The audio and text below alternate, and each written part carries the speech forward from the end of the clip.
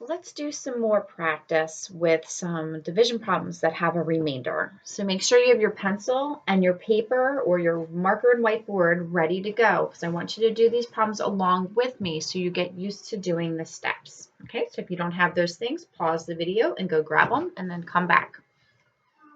All right, the first problem we're going to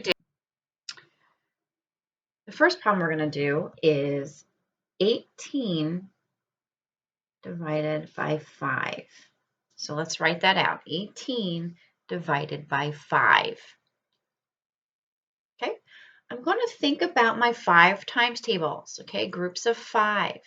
What times 5 is going to get me the closest to 18?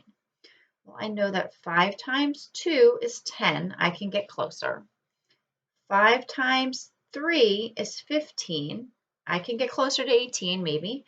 5 times 4 is 20. That's too many. I'm trying to make groups of 5 out of 18. I don't have 20 things. So I can't use 5 times 4. The closest I can get is 5 times 3. I could actually even use my multiplication chart to help me with that as well. I can use my multiplication chart to go across my multiples of 5.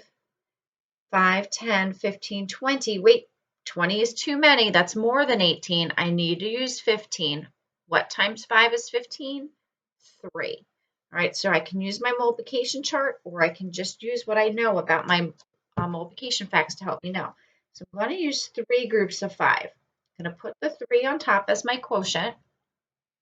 And see, I'm keeping my 3 in my tens place, okay? I'm not, or in my ones place, I'm sorry, in my ones place. Okay, 3, I'm not putting in the tens. I'm going to keep myself lined up with my place value.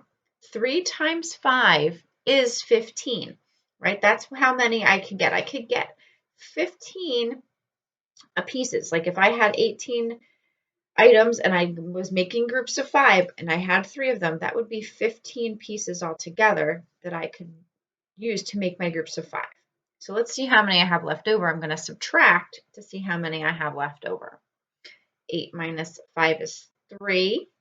1 minus 1 is 0. So I have 3 left over.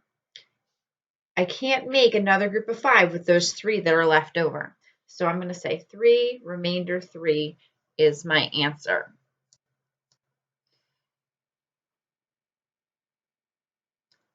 Let's try another problem.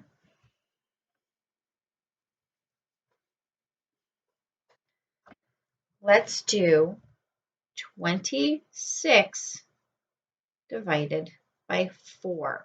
26 divided by 4. Take a second to write that problem out on your paper. 26 divided by 4.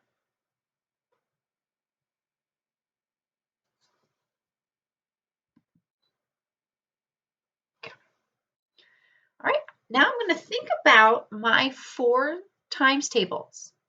What times 4 is going to get me the closest to 26? Okay, so I know 4 times 5 is 20. I can get closer. 4 times 6 is 24.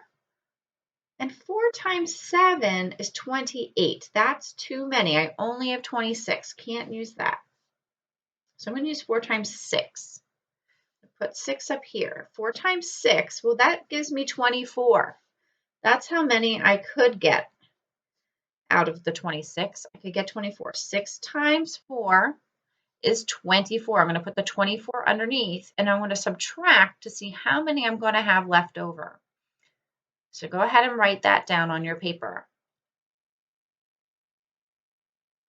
Now I'm going to go ahead and subtract. 26, take away 24, gives me 2 left over. Okay, I know I can't get any groups of 4 out of this 2 that are left over. So 6 remainder 2 is my answer, my quotient and my remainder. 6 remainder 2. Let's try one more problem.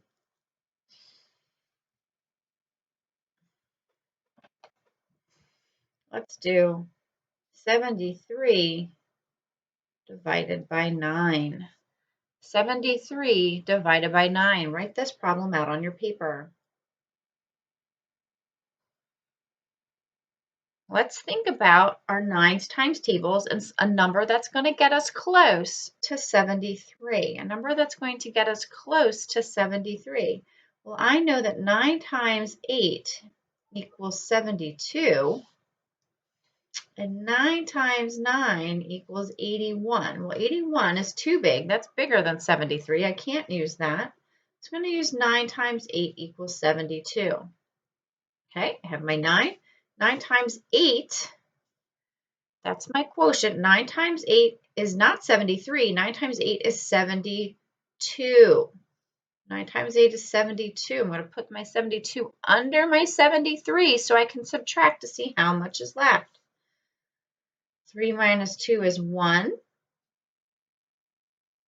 7 minus 7 is nothing.